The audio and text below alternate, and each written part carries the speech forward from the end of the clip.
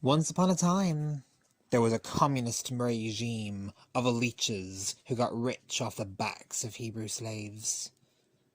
The faces behind the malevolent dynasty were unscrupulous in their dealings.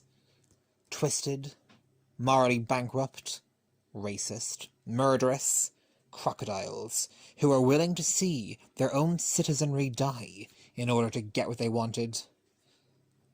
Then one day, God called an unsuspecting champion to lead the people he loved to freedom.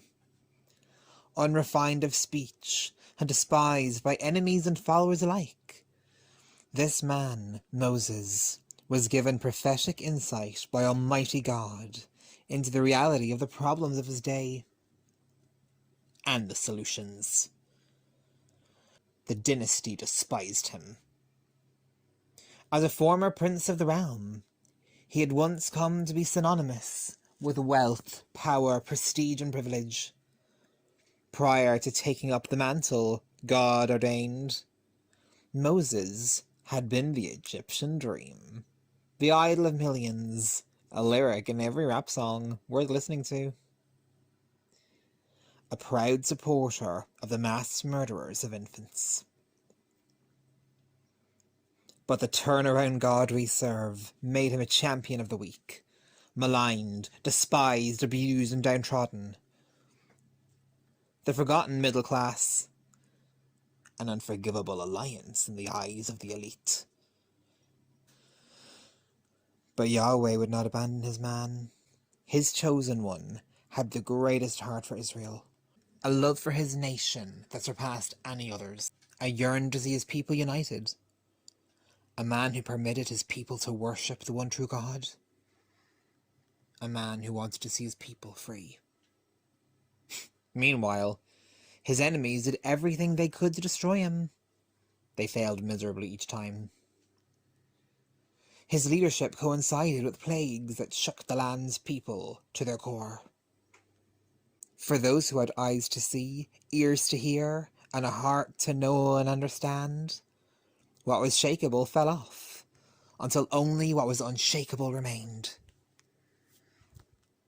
But for the truly evil, their wickedness and incompetency was exposed for the masses to see.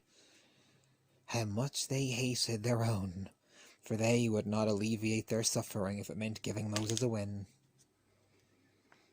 How, in their pride, they stood back and watched the country burn, until at last, God even showed the power-hungry, slimy, phony king that not even his son was off limits from God's justice. Finally defeated, Moses seemed to be on the fast track to scoring a victory to freedom and liberation for his people.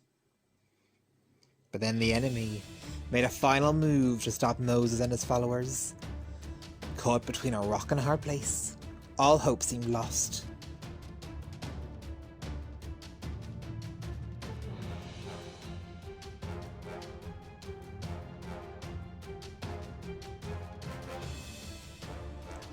Cut off from help, resources, and all human strategies for success, God moved in and protected his man.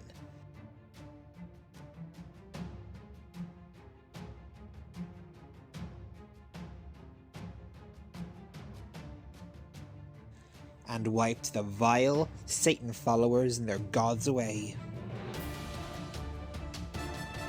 And he's about to do it again.